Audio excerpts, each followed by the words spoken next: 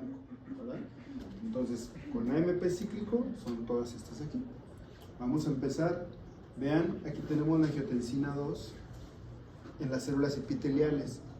Pero si nos vamos de aquel lado, acuérdense que la angiotensina 2 es una hormona que funciona dentro del sistema renina-angiotensina-aldosterona. No sé si recuerdan todo ese sistema. Y la angiotensina tiene receptores en las células epiteliales y tiene receptores en el músculo liso vascular. La angiotensina 2, a ver, ¿qué recuerdan de la angiotensina 2? ¿Qué función tiene la angiotensina 2? Estimula parte, sí, aquí está. La angiotensina 2 con sus receptores para el músculo, en el músculo liso vascular lleva a cabo la vasoconstricción. ¿Qué más recuerdan de la angiotensina 2? ¿Qué hace? Todavía no vemos ese sistema, pero si alguien lo recuerda me lo puede decir. ¿Qué hace la angiotensina 2? ¿Qué estimula? ¿No se acuerdan del sistema? ¿Renina, angiotensina, aldosterona? Bueno, la angiotensina 2 lo que hace es que estimula. ¿Cómo? Sí, regula la presión arterial de dos maneras.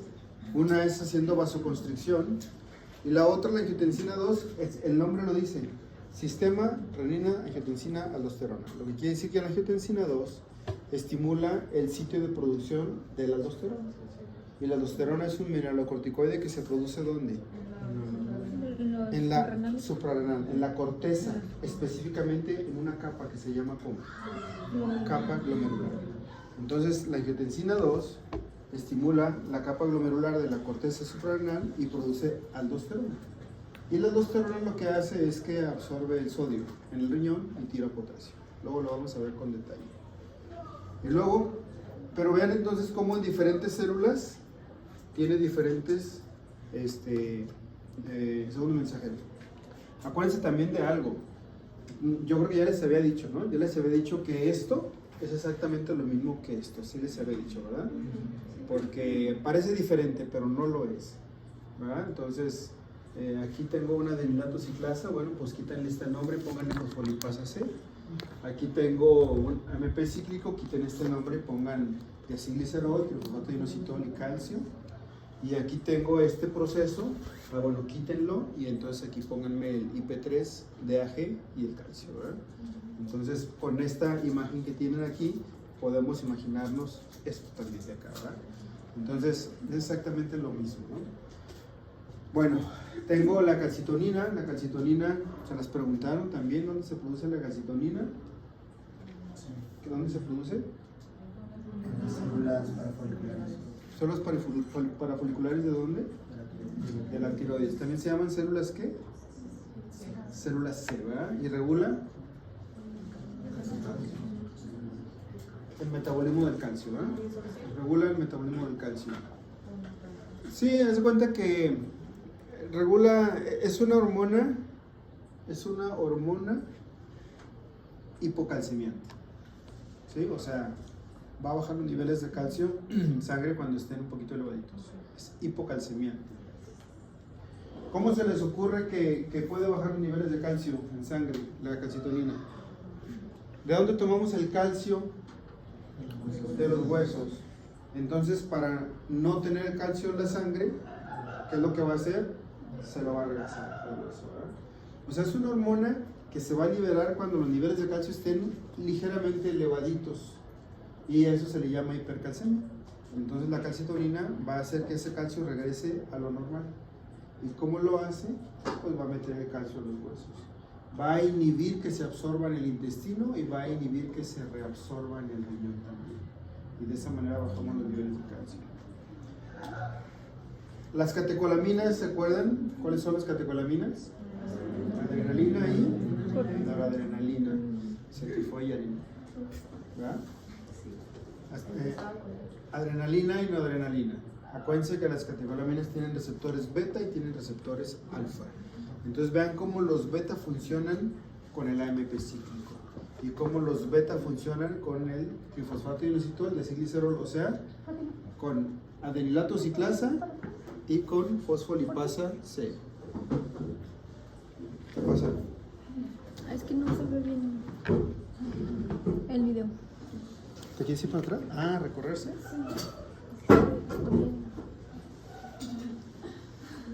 Bueno, entonces catecolaminas con diferente mecanismo de acción. ¿Cómo se llama esta hormona? ¿Cuál es esta hormona? humana. Es la hormona gonadotropina coriónica humana. ¿Esta dónde se produce? Aquí está la clave. ¿Dónde se produce? En el corión. ¿Y dónde está el corión? ¿Dónde está el corión? ¿No saben? En la placenta. En la placenta. Esto se produce en la placenta. Es la hormona que se detecta cuando es un embarazo, ¿verdad? Es un embarazo. Es la hormona encargada de los achaques, ¿no? De las náuseas, del vómito que tiene la mujer embarazada. Esta es la hormona encargada de eso, la hormona gonadotropina coriónica humana.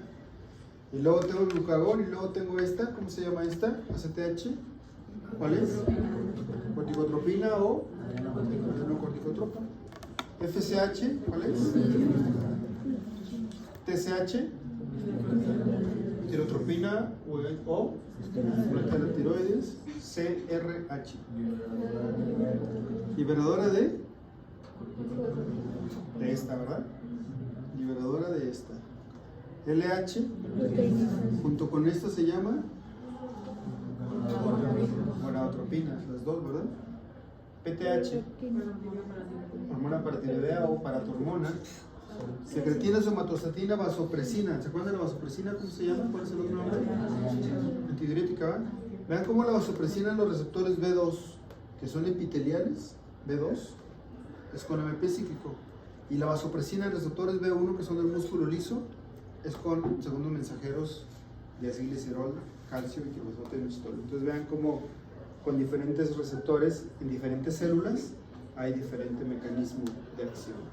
Y de este lado nos quedamos en la GNRH. ¿Qué quiere decir GNRH? Liberadora de gonadotropinas. ¿Dónde se produce la liberadora? El hipotálamo, ¿verdad? GHRH. Hormona liberadora, hormona del crecimiento. TRH. De tirotropina. Y ya viene la oxitocina junto a la vasopresina, que ya sabemos que son dos almacenadas en la neurohipófisis. Y bueno, por eso hablamos de los segundos mensajeros, porque ese es su mecanismo de acción de cada una de ellas, ¿no? El mecanismo de acción de las hormonas esteroideas, dice que se va a acabar la pila, ¿verdad?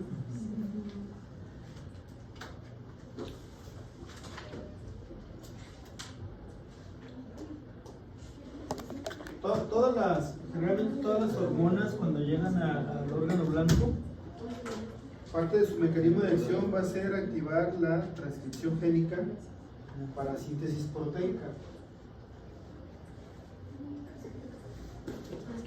Entonces, las hormonas esteroideas, ¿dónde tienen su receptor?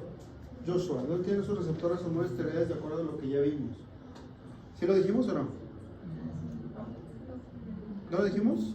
¿Sí, no? Sí lo dijimos. Aquí está. Ah, ¿lo vieron? Sí. ¿Dónde tiene su receptor Joshua, las hormonas esteroideas? ¿Dónde? ¿En el qué? Plasma, en el plasma. No, acuérdate, Joshua, que todas las hormonas tienen células blanco. Y no es el plasma una célula blanca. O sea, todas las hormonas tienen sus células donde van a actuar. Entonces, mi pregunta va dirigida a que una vez, si las hormonas esteroideas tienen sus células blanco, en la misma célula, ¿en qué parte de la célula tiene su receptor? En la membrana. ¿Yarin, estás de acuerdo con eso? ¿Quién te dio esta flor? ¿Con Ángel?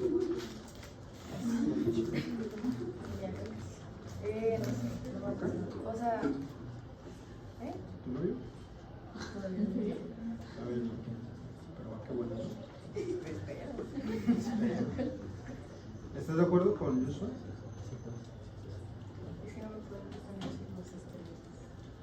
¿Cómo no te acuerdas de qué están hechos? Pues es de colesterol. Entonces en la membrana. En la membrana nuclear. Monse, ¿estás de acuerdo con Yarini que dice en la membrana nuclear y dice que Joshua en la membrana celular? ¿En la celular? ¿Es en la celular? En la membrana celular. ¿Tú estás de acuerdo con Joshua? Y no con ella. Ricardo, ¿estás de acuerdo con Monse, que está de acuerdo con Yareni, pero no está de acuerdo con Joshua? Ah, no, al revés, está de acuerdo con Joshua, pero no con Yareni. Es en el citoplasma. ¿Estás seguro? ¿100%? ¿Qué tal? Citoplasma, ¿sí? Citoplasma. ¿Cuáles son las hormonas? ¿Cuáles son las hormonas que tienen su receptor en la membrana celular? Las de origen proteicas. En el citoplasma, las de origen esteroideo. Aquí está. Esta es la membrana celular. Y aquí está el citoplasma. Y aquí está su receptor, esperando la hormona. Acuérdense que las de origen esteroideo, como son lípidos y la membrana es lipídica, pues entonces se pasa como si no existiera, ¿no? Entonces esta atraviesa la membrana tranquilamente. Aquí está su receptor, se une, complejo hormona-receptor, y se van directito ¿a dónde? Al núcleo. Al núcleo donde está el ADN y donde empezamos con la transcripción génica. La transcripción génica para RNA mensajero y posteriormente la síntesis de proteínas, ¿verdad? Ya saben lo que sigue, o sea, retículo endoplasmático rugoso y aparato de Golgi. Y entonces hay una forma, esta es la nueva proteína que se formó. Aquí viene la traducción proteica y aquí se formó la proteína. Y es lo que nos va a dar los efectos celulares de las hormonas esteroideas en sus células blancas. Y entonces ya nada más me quedan las hormonas, me quedan las hormonas acá. Ya no quiero avanzar.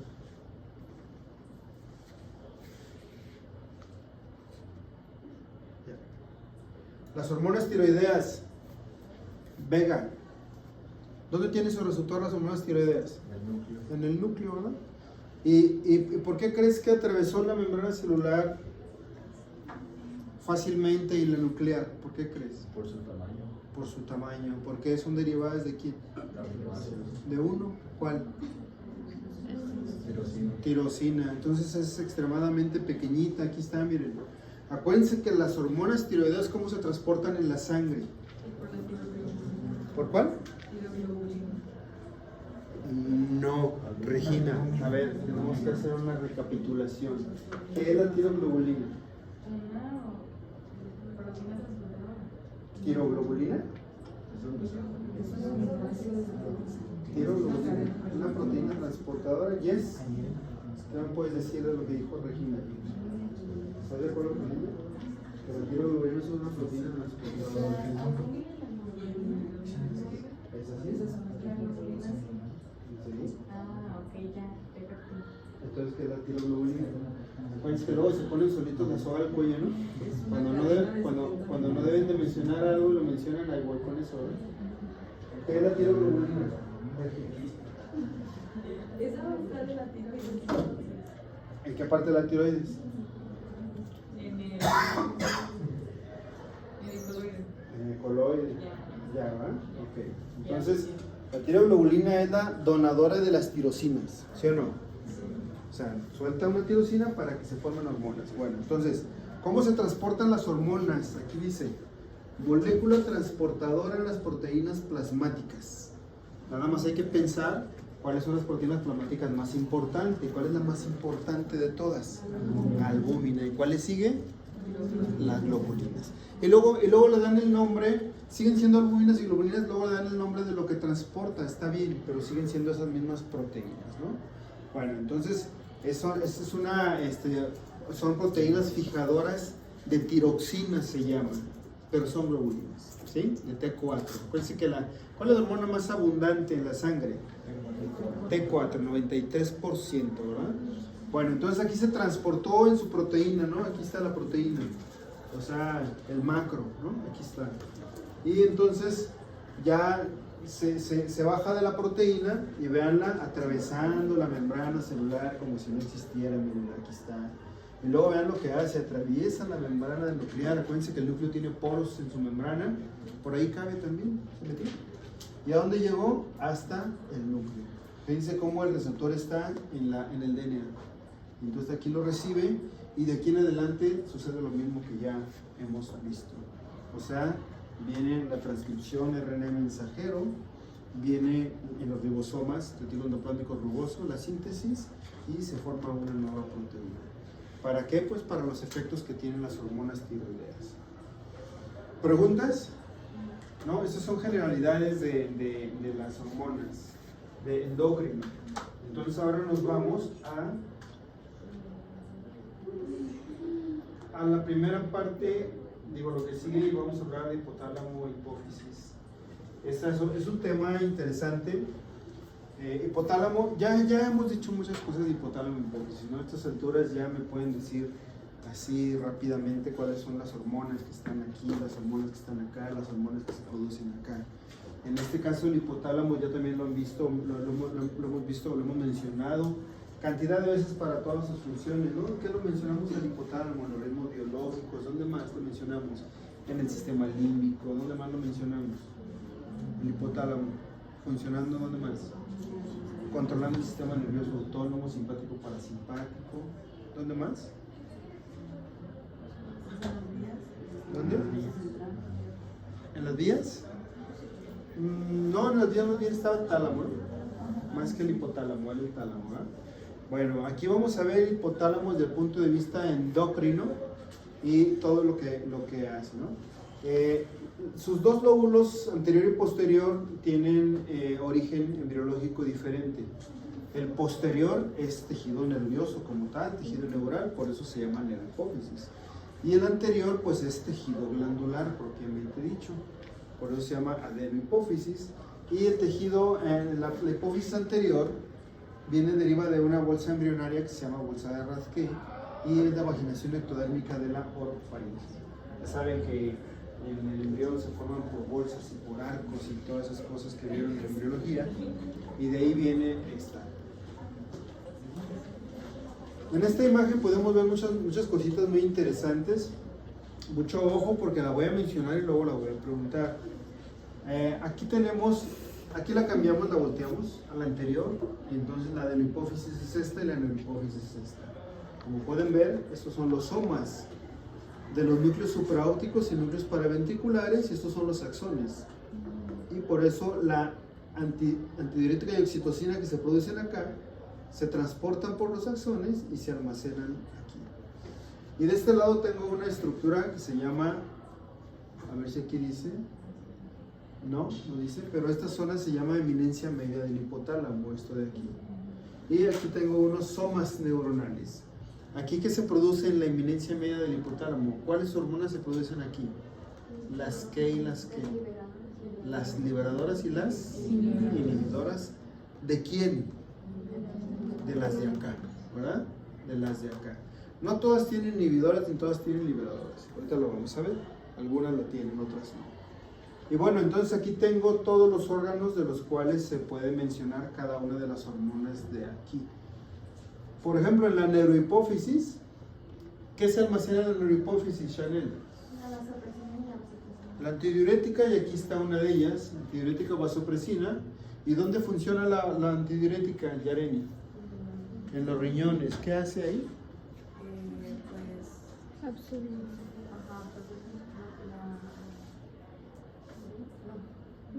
¿Qué absorbe?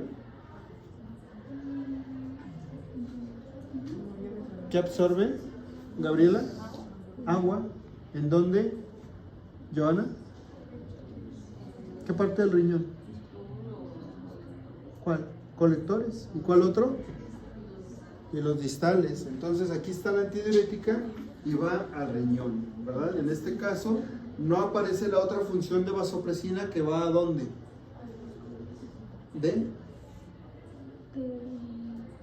El nombre lo dice. De los vasos sanguíneos, ¿verdad? De los vasos sanguíneos. Y luego aquí tengo la otra. ¿Cuál otra se almacena ahí? Cristal. En la neurohipófisis. Oxitocina. ¿Te acuerdas en qué núcleo se produce la oxitocina? ¿Se produce en la neurohipófisis? En el hipotálamo. ¿Y en qué núcleo del hipotálamo? Paraventricular. ¿Se acuerdan de la palabrita sapo, verdad? ¿Todo el mundo le entendió al sapo o no? Sí, ¿verdad? Bueno, entonces paraventricular. ¿Y a dónde va? ¿A dónde va Moni, la oxitocina? ¿Dónde actúa? ¿Y dónde más? En la glándula mamaria. Alejandra, ¿qué hace en el útero la oxitocina? Para el parto. ¿Y qué hace Luis en la glándula mamaria? Para la secreción de leche en los conductos. Para la inyección. La inyección, la salida, ¿no? Aquí la tenemos, glándula mamaria y útero. Estas son de la neuro. Y luego por aquí tengo en la adeno. Si aquí tengo hormona, una hormona de la adenohipófisis, David. ¿Cuál? La película semanal. Dime la otra. ¿Otra vez? ¿Sí, Chanel? ¿Sí? ¿Amén? Escúchalo. Sí. A ver, escúchalo. Oh. Ah, ¿cómo le fuiste caminando? ¿Sí, no? ¿Cómo le fuiste corrigiendo? Bueno, es una de la adenohipófisis, la luteinizante. ¿Cómo es parte de qué grupo de hormonas la luteinizante? Joshua, ¿David? Gonadotropinas, ¿verdad? Bueno, entonces, a ver por acá. Paulo, ¿qué hace la luteinizante? ¿Cuál es su órgano blanco? El ovario. El ovario, específicamente, ¿te acuerdas? El ovario. Sí, la meliosis del ovario. Y luego, los procesos que se realizan para que salga un óvulo. ¿Para qué? Para que salga un óvulo. Para la ovulación, ¿va? Para la ovulación. Dime otra hormona, Monse. Prolactina, ¿para qué sirve la prolactina? ¿Dónde está? Pues aquí está la prolactina. ¿Para qué sirve? ¿Para la qué? Secreción de la leche. Producción de leche, ¿verdad? Prolactina, ¿verdad? Ahí el nombre te lo dice, prolactina. Bueno, y luego, ¿quién más me quiere decir una hormona, Ricardo? ¿Una hormona del adeno? La de crecimiento. La de crecimiento, ya la viste, ¿no? ¿Y cuál es su función? Bueno, tiene ¿Sus órganos blancos? todas. Todo, ¿no? Principalmente aquí ponemos, mira, tejido adiposo, músculo y hueso, ¿verdad? Principalmente. Majo, otra hormona del adeno. Tirotropina, pues ya hemos hablado mucho de ella, ¿verdad? Órgano blanco de la tirotropina. La tiroides, ¿no? ¿Y qué hacen la tiroides? Produce T3 y T4. ¿Cuál me falta? ¿Me falta alguna otra, David? La Adrenocorticotropa, ¿verdad? Su órgano blanco. la corteza suprarrenal. ¿Qué hace ahí? ¿Qué estimula? Produce catecolaminas. Resulta que no. ¿No? No, resulta que Son no. los...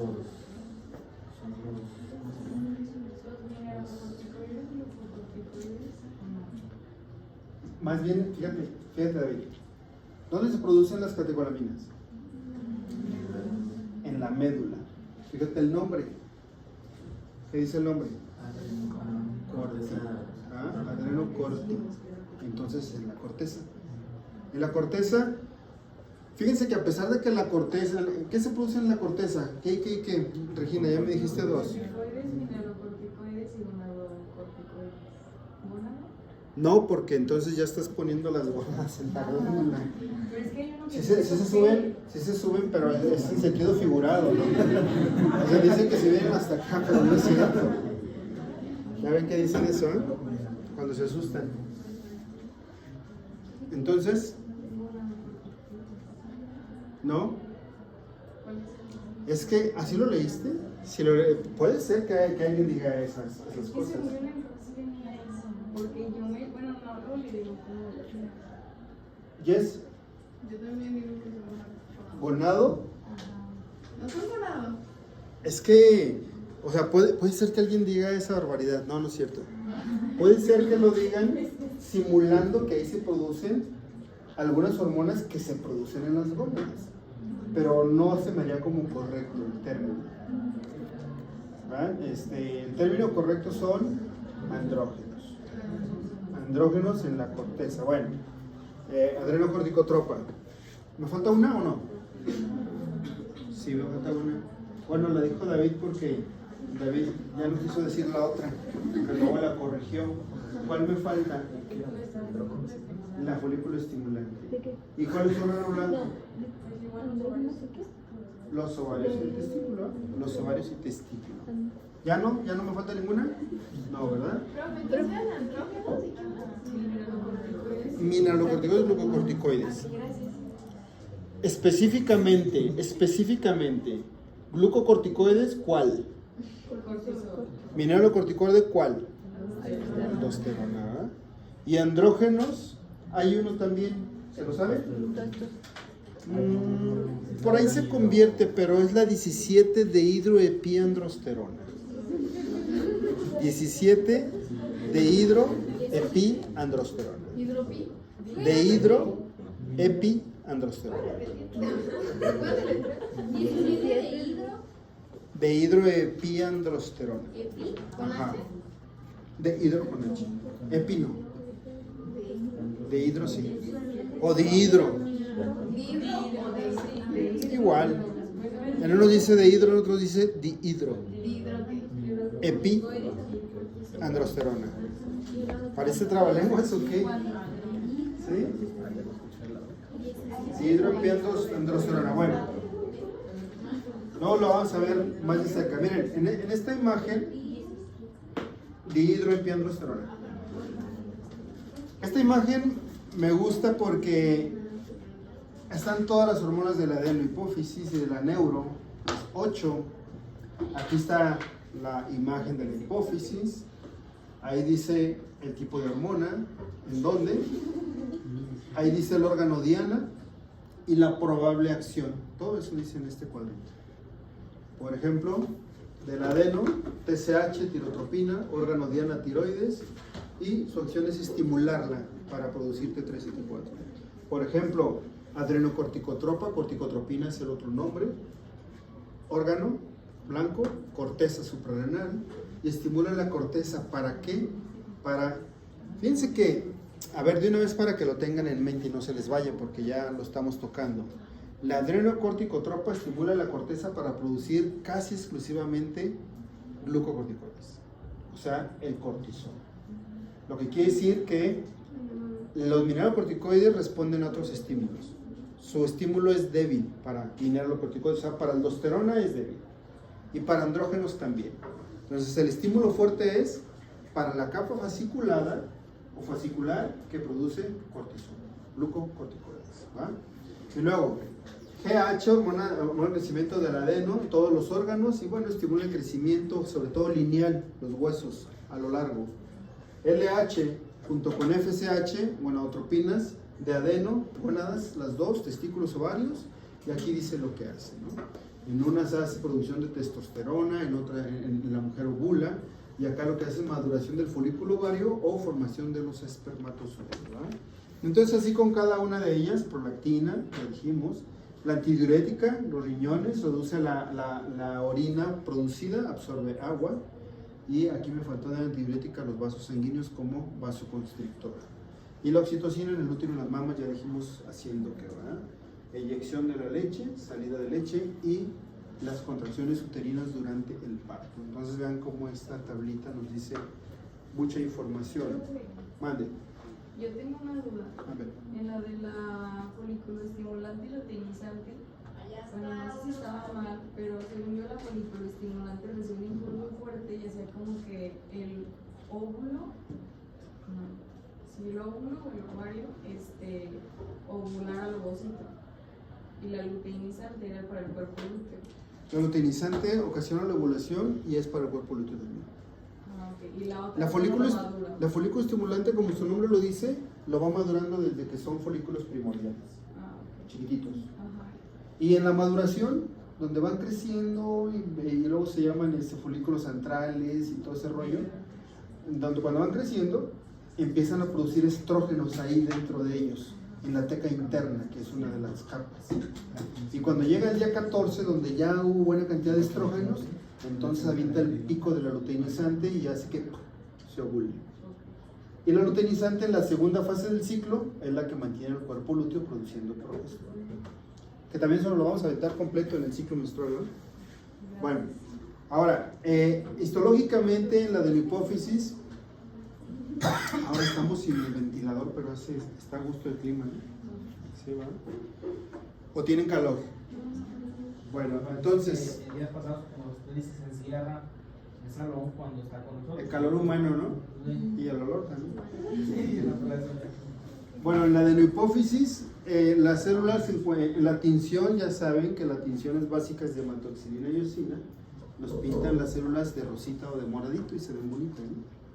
Y entonces, aquí tengo las células rojitas, se llaman acidófilas, y las células moraditas se llaman basófilas. Y entonces, cada una de las hormonas deriva de un grupo celular, y así recibe su nombre, pues está sencillo. La somatotropina, pues viene de las células somatotropas. La tirotropina viene de las células tirotropas. La prolactina viene de las células lactotropas, ¿va? Y así sucesivamente. Las gonadotropinas vienen de las gonadotropas.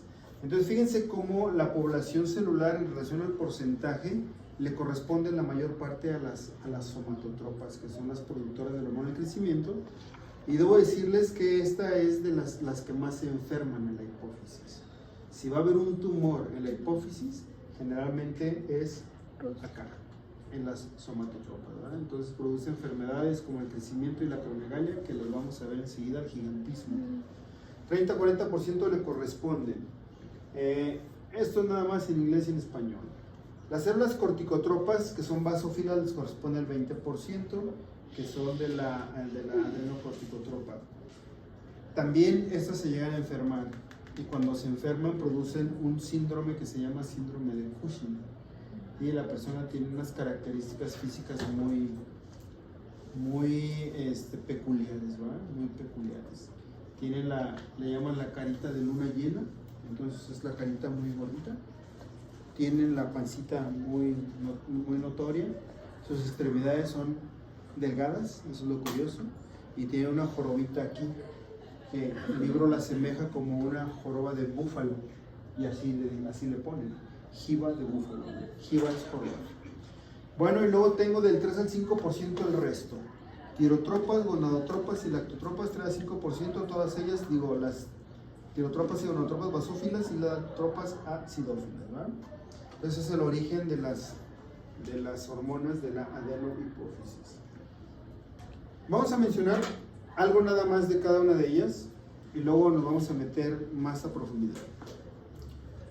La luteinizante tiene 204 aminoácidos con 2 cadenas. Esto no se pregunta en los exámenes, pero ahí está en el libro. Tiene una cadena alfa y una cadena beta de 115 y 89, en suma me da 204. La luteinizante es para la ovulación, la secreción de progesterona del cuerpo lúteo y la testosterona en los testículos, para eso sirve. Y luego tengo la GH o somatotropina, hormona del crecimiento, 191 aminoácidos, crecimiento de cartílagos y huesos, y luego la prolactina, 198 aminoácidos, estimula el desarrollo de las glándulas mamarias y la secreción de la leche después del parto. Durante el embarazo estimula el crecimiento de la glándula mamaria junto con los estrógenos.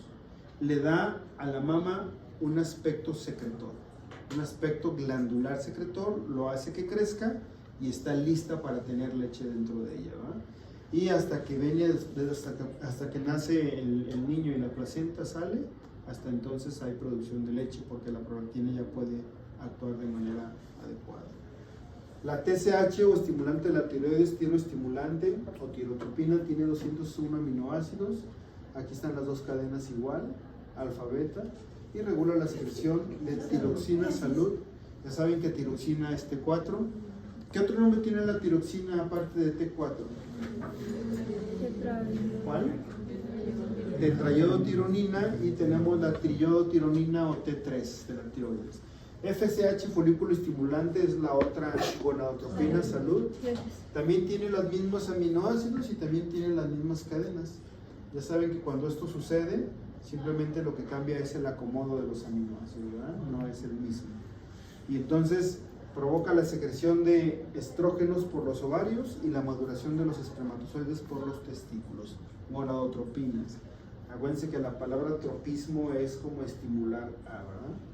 La ACTH, adrenocorticotropa o corticotropina, 39 aminoácidos, este es un péptido, y controla la secreción de las hormonas de la corteza suprarrenal. ¿Cuál en especial les dije yo? Cortisol. ¿Dónde se produce el cortisol? ¿En qué capa? Fascicular. Escuché que dijeron glomerular, es para la aldosterona, tú fuiste, ¿verdad? Fascicular, ¿no? Entonces ahí está el cortisol. Esta es una situación importante que les quiero mencionar de la hormona adrenocorticotropa. ¿Se acuerdan de la propia melanocortina? ¿Yo les hablé de esa alguna vez?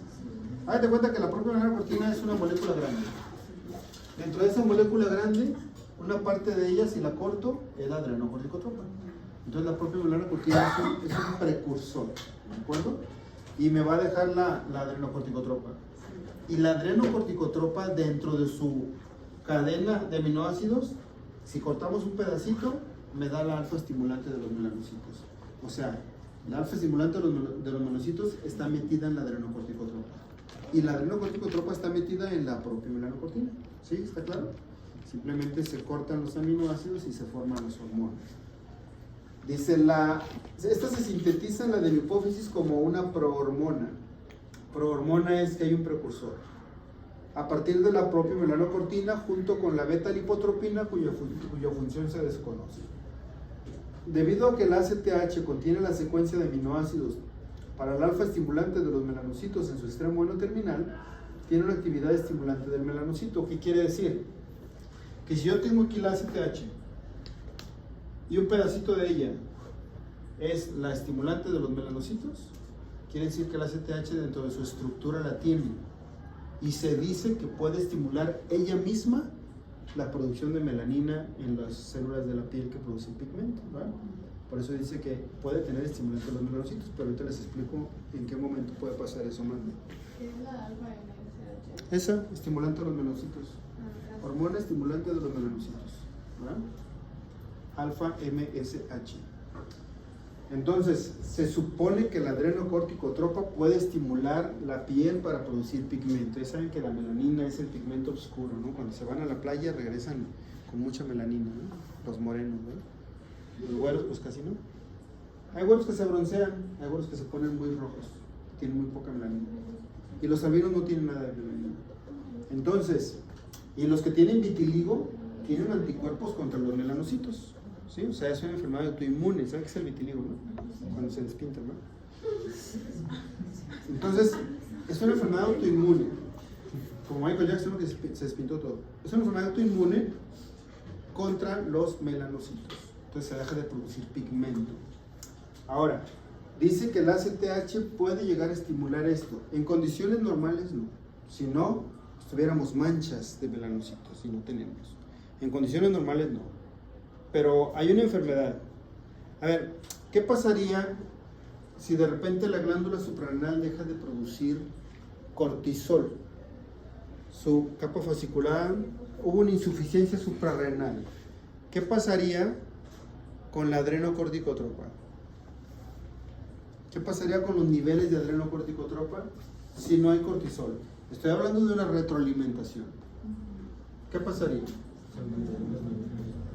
¿Por qué se aumentarían los niveles, David? Porque me está llegando la retroalimentación a decirle que hay mucho y ya no tiene que producir adrenocorticotropa. Lo que quiere decir que, dicho al revés, se está detectando que no hay cortisol.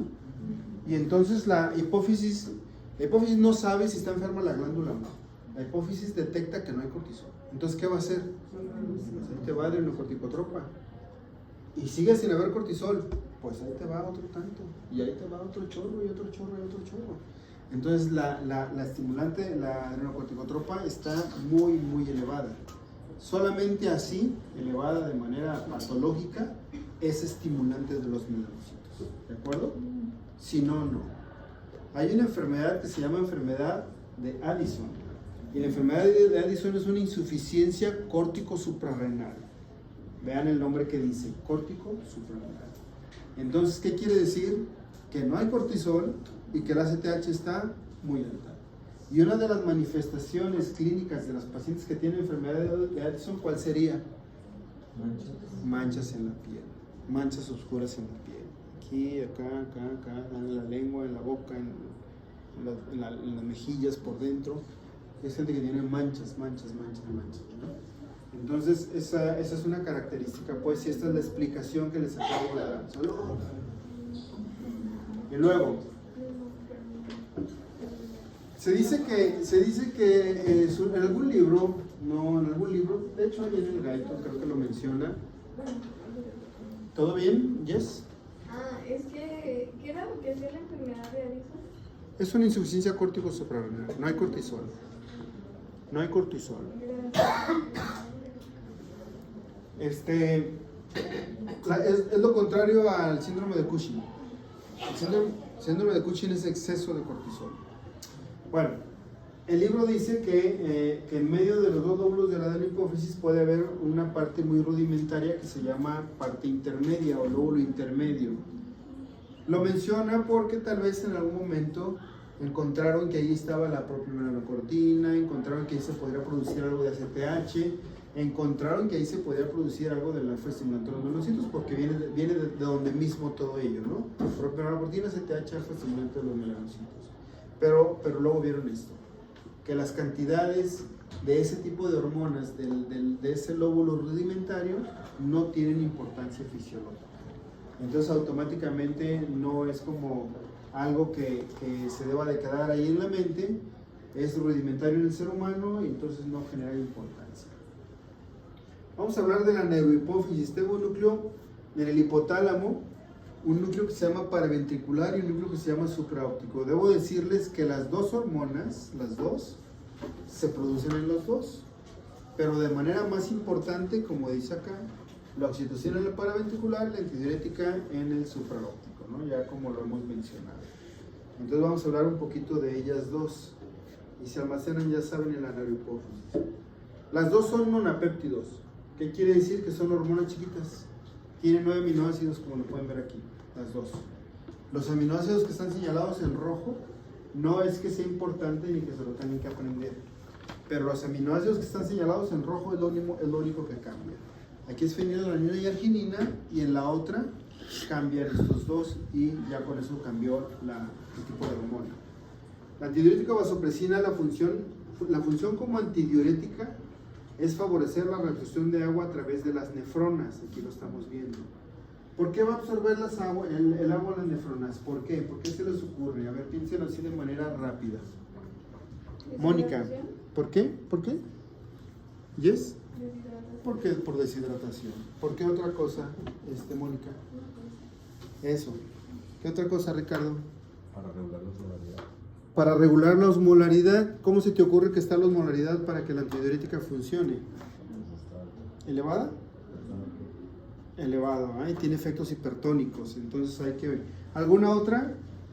¿Para qué podemos necesitar que metamos el agüita que se va a ir a la orina, la regresamos a los vasos sanguíneos?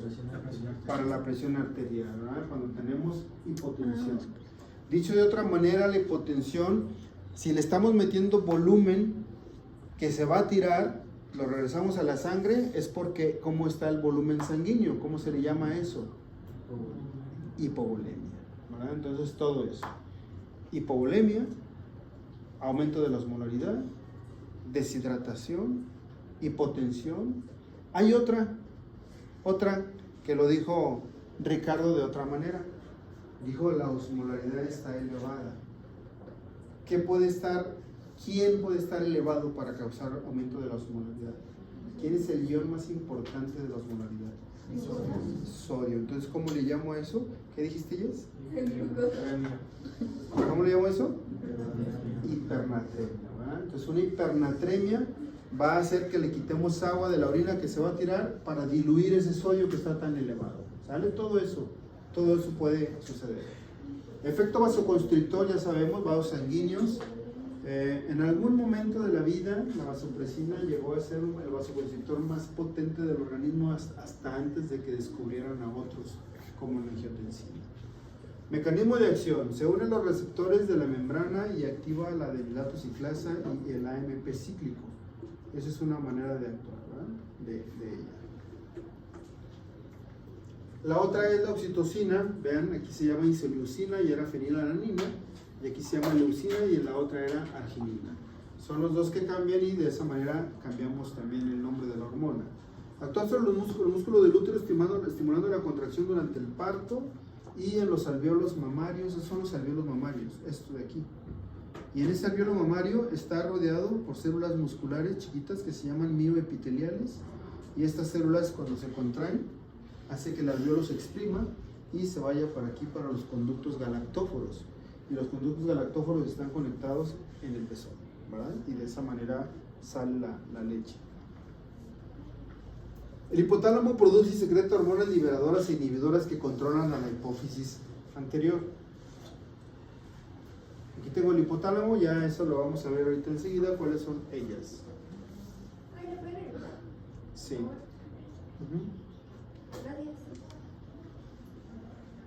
¿Cómo dije que se llamaba el área del hipotálamo donde se encuentran las neuronitas que van a producir? Eminencia media, ¿verdad? ¿Y ahí dice o no? Sí. Ahora sí que dice. Las neuronas que se originan en diversas partes del hipotálamo y envían sus fibras a la eminencia media y al tuberum cinerum, una prolongación del tejido hipotalámico en el tallo hipofisiario. Bueno, aquí tengo la eminencia media de estas neuronitas y son las que van a producir estas siguientes de acá. Aquí tengo la hormona, ¿cómo se llama esta?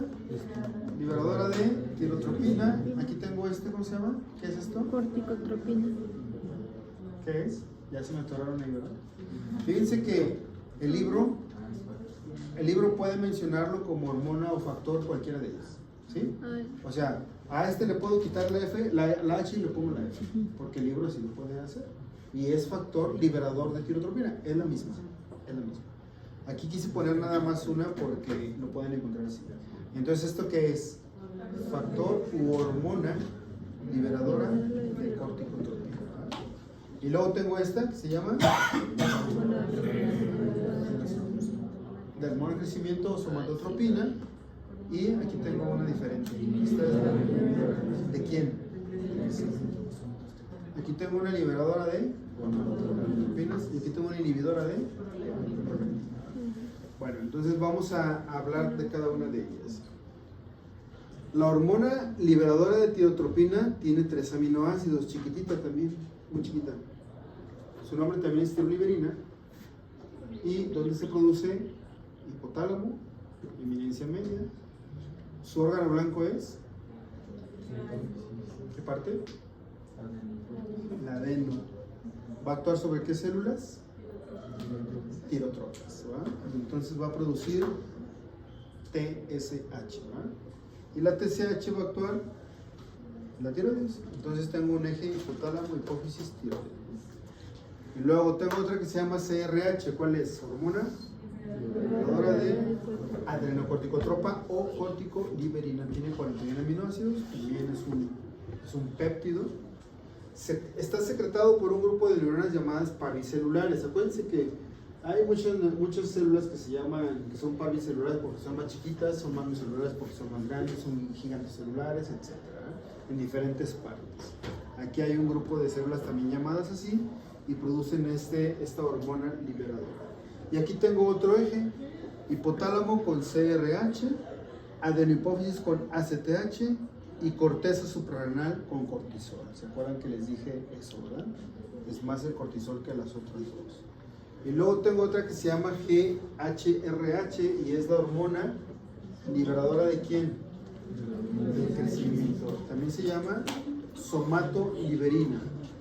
44 aminoácidos. Se fijan, todas son como más chiquitas que las de la adenohipófisis. Y también tiene una inhibidora. Aquí ya les va a sonar más familiar. La hormona inhibidora, hormona de crecimiento, tiene 14 aminoácidos, hormona inhibidora, y es la somatostatina. Entonces la somatostatina en el cerebro tiene ciertas funciones y en el páncreas tiene otras funciones, ¿no? Y bueno, aquí también está sus órganos blancos. Y luego tengo la GNRH, hormona liberadora de gonadotropinas, gonadoliberina, 10 aminoácidos, y aquí tengo un eje importante. GNRH estimula ¿a quién? Al adeno para producir gonadotropinas. ¿Cuáles son? FSH y luteinizante. Y los órganos blancos de la LH-FSH son las gónadas. femeninas y masculinas. Entonces, este eje lo van a encontrar en los libros así: eje, hipotálamo, hipófisis, ovario. No hipotálamo, hipófisis, testículo. Hipotálamo, hipófisis, ovario. Es un eje que a las mujeres, salud, les genera muchos problemas. Y seguramente ya lo han padecido, a pesar de que están muy jovencitas, pues ya empezaron a menstruar. Y entonces ya muchos han tenido trastornos menstruales.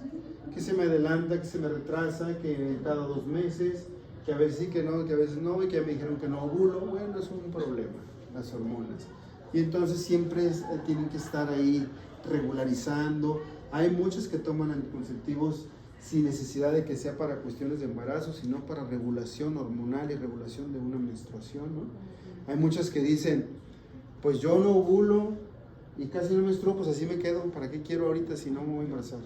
Y entonces les da como ciertas ventajas en eso, ¿no? Porque están menstruando cada mes, ¿no?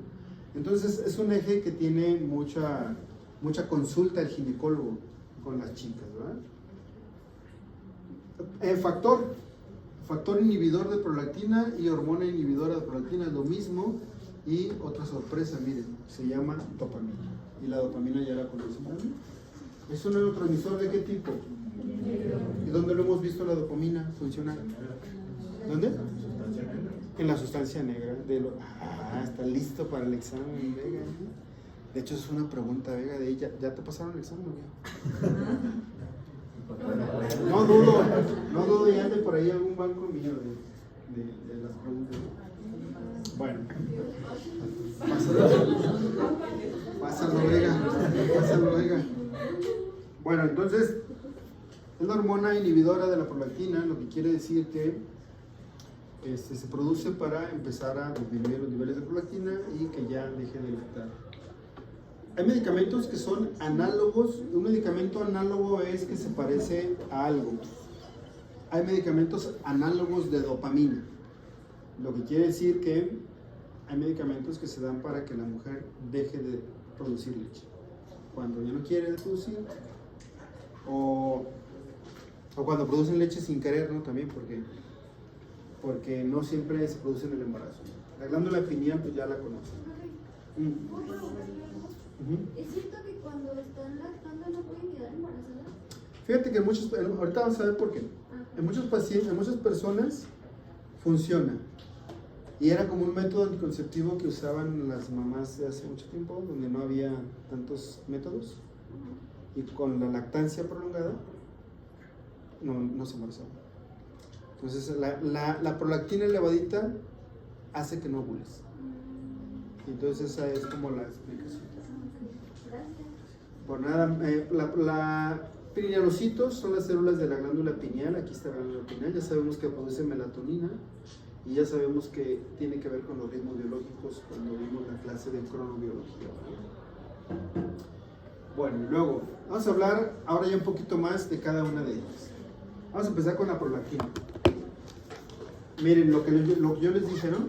Una mamá no lactante y una mamá lactante. O sea, la naturaleza secretora de una mamá es que aumenta el tamaño de los alvéolos mamarios y es donde se va a producir la leche. Este es el peso molecular de la prolactina y las células que la producen, ya saben, se llaman lactotropas. Promueve el crecimiento de las mamas para la producción de la leche y estimula la lactancia en el periodo posparto.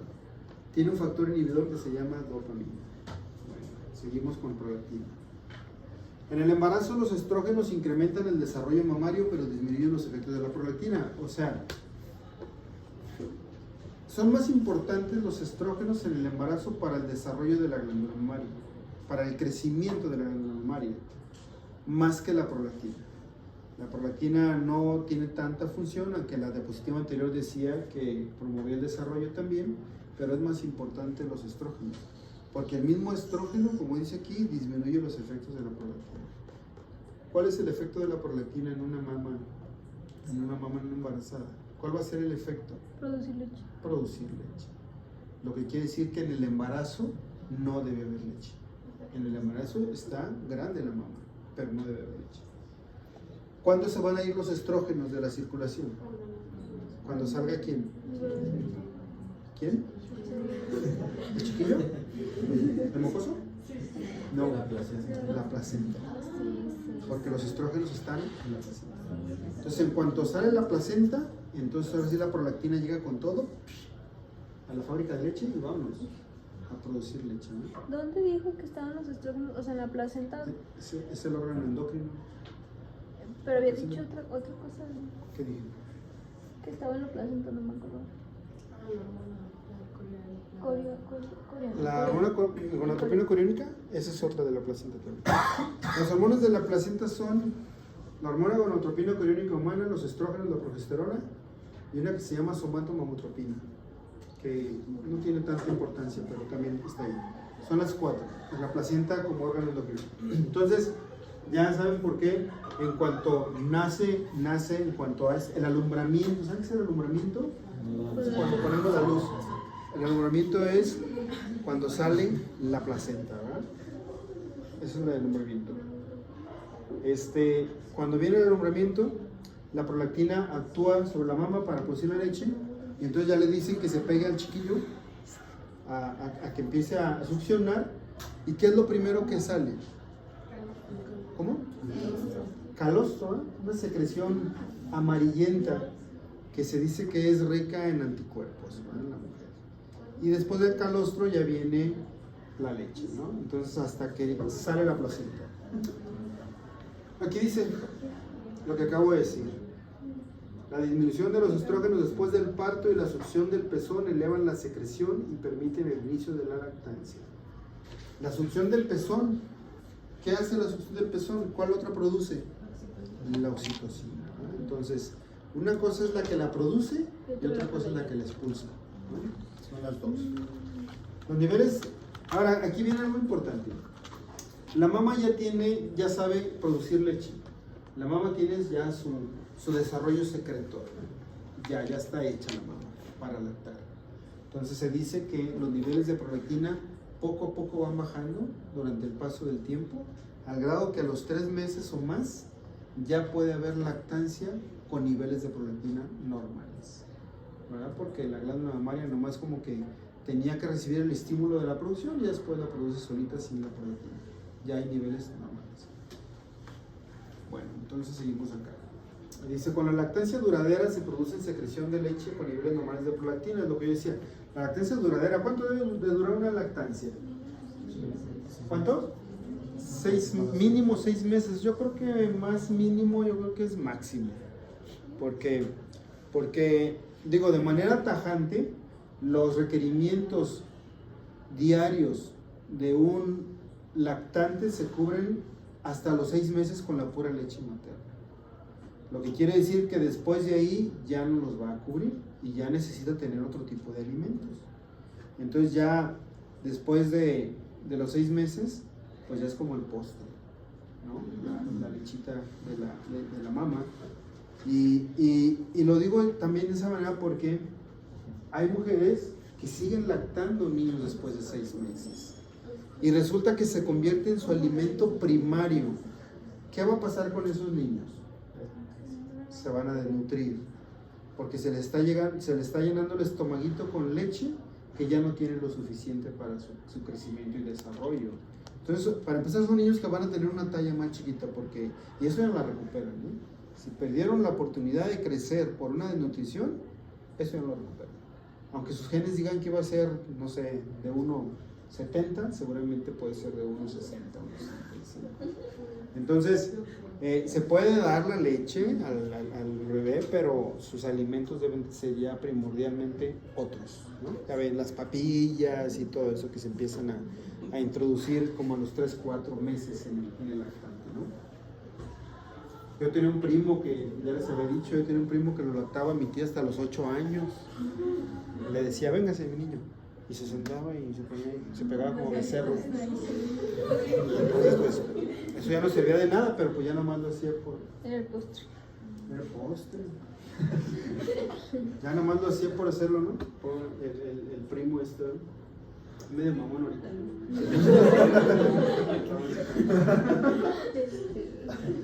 Y luego, ¿Qué es el hipogonadismo? ¿A qué les suena hipogonadismo? No tienen que saberlo, pero está bien. ¿Qué es hipogonadismo?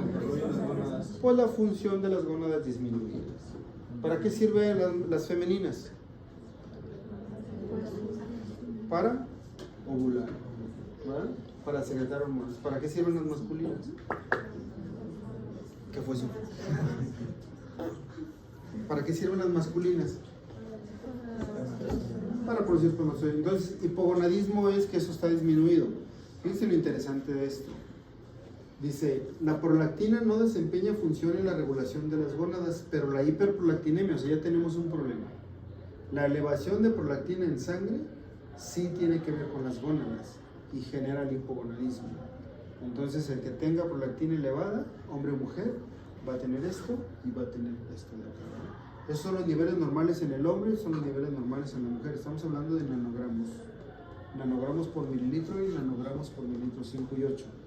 Y así debemos estar, o sea, también los hombres tenemos prolactina, pero en cantidades pequeñas. Y cuando hay exageradas, la mujer no ovula, anovulación. Acuérdense que la letra A se convierte como en negación, ¿no? Anovulación, no ovula. Oligomenorrea es menstruación disminuida. Amenorrea es no menstruación, ¿verdad? E infertilidad, pues si no ovulan, no hay fertilidad. Y por este lado en los hombres disminuye la testosterona, disminuye la espermatogénesis, la libido, hay impotencia y hay infertilidad también, ¿no? Entonces siempre que haya hiperprolactinemia puede haber esto. ¿Qué pasa, Gorila? Monse, Janet. O sea que cuando la prolactina está elevada, en las que están lactando los primeros 3 meses no tienen regla. Los primeros 3 meses de... O sea, después de tener a su bebé, que le están dando leche y que tienen la prolactina elevada. Puede ser. Aparte, tienen un desajuste que apenas va a agarrar la onda. ¿Por qué? Porque ¿quién era lo importante para los estrógenos y progesterona en el embarazo? La placenta, ya no está. ¿Quiénes estaban dormiditos? Los ovarios. Estaban descansando. Y entonces ya no hay estrógenos y progesterona, entonces ya le dicen, a ver, a trabajar. Huevones. No, los ponen a chambear y empiezan a producir sus hormonas, ¿no? Pero es como algo, no es como tan rápido. Tarda un ratito. Lo mismo las mujeres cuando toman anticonceptivos y dejan de tomarlos, para regularizar toda esa situación hormonal, pasan de 3 a 6 meses, ¿no? Entonces, están con irregularidades, que al otro mes, que fue poquito, se me adelantó a las 3 semanas, y hasta que ya llega el momento en que el eje otra vez ya está trabajando bien, y ahora sí, cada mes. Entonces, sí, durante la lactancia, obviamente, pues no pueden estar, Bueno, acuérdense que en medicina no son como las matemáticas, ¿eh? Las matemáticas 2 por 2 son 4 siempre. En medicina no. O sea, en medicina nace el chiquillo, lo está lactando y tiene relaciones, sopa, se puede embarazar. Tan es así que hay quienes se llevan 11 meses, ¿no? O sea, ni la cuarentena le respetaron. ¿Cierto? O sea, tienen 11 meses de diferencia entre un hermano y el otro. ¿Qué quiere decir? Que se embarazó al mes de haber nacido el otro, ¿no? Entonces, eso es lo que puede pasar. ¿Alguna pregunta? ¿No? Gabriela, Monse, Fátima, ¿preguntas? ¿Tuviste cuarentena? Ah, ¿tú eres de cuarentena? No. O sea, que tienes una hermana casi. ¿No? Bueno. Esto lo tienen que saber, pero ahí está, ¿verdad? Cuestiones patológicas que aumentan la prolactina son estas. Luego las verán en fisiopatología. Pero las que siguen sí, porque son cuestiones fisiológicas que aumentan la prolactina, el embarazo, la lactancia, la estimulación del pezón, el ejercicio, el estrés y el sueño. Cuando alguien tiene secreción importante de prolactina, lo primero que se piensa es que tenga un tumor en la hipófisis, productor de prolactina. Déjenme decirle algo. Cuando hay exceso de hormonas en el organismo, casi siempre se debe de pensar en un tumor, porque los tumores en las glándulas endocrinas son productores de hormonas. Productores sin control, ¿verdad? Ahí se pierde la retroalimentación, ahí sin control, avientan hormonas como locos. Entonces, cuando hay un exceso de prolactina, se piensa que puede haber un tumor en la hipófisis. Y si no lo hay, pues entonces hay que buscar una de estas causas que puedan estar aumentando la prolactina. La salida de la leche por la glándula mamaria en personas que no tienen embarazo ni lactancia se llama galactorrea. Y puede suceder tanto en hombres como en mujeres. ¿Sí sabían que el hombre tiene glándula mamaria, no? Y la glándula mamaria de un hombre de 7 años es exactamente la misma que una niña de 7 años. La situación es que durante la adolescencia hubo secreción importante de estrógenos y la glándula creció.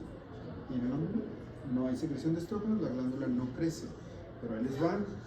También el hombre tiene sus desajustes hormonales, ¿no? Y de esas me ha tocado operar ya muchas en este momento.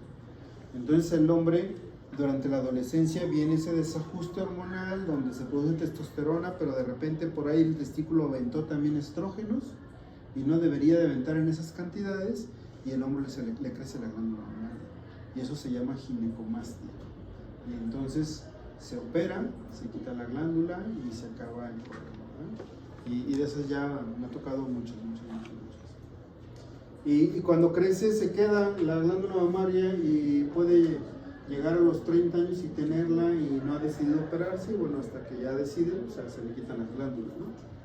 Entonces eso puede llegar. Fíjense que yo me acabo de enterar de un hombre conocido de mi hermano que tiene cáncer de mama, fíjense. Un hombre con cáncer de mama. O sea, en la poca glandulilla que pudo haber tenido, por mala suerte le tocó tener cáncer de mama. Y bueno, pues está en etapa avanzadita, ¿no? Bueno, ¿alguna pregunta de esto? Ahora, quiere decir que aumenta la prolactina, pero algunas veces sí hay galactorrea, otras veces no. No es como que estén corriendo y aventando leche, ¿no? O durante el examen de neurofisio. Entonces, se aumenta y algunas veces puede haber galactorrea en algunas personas. Vamos a hablar de la hormona de crecimiento. Ay, ya se nos fue el tiempo. Qué rápido. Bueno, nada más esta. La hormona de crecimiento, ya saben, se llama somatotropina, 191 aminoácidos peso molecular, sintetizada por las somatotropas del adeno, y el adulto tiene 1.6 a 3 nanogramos y el niño y el adolescente tiene 6 nanogramos.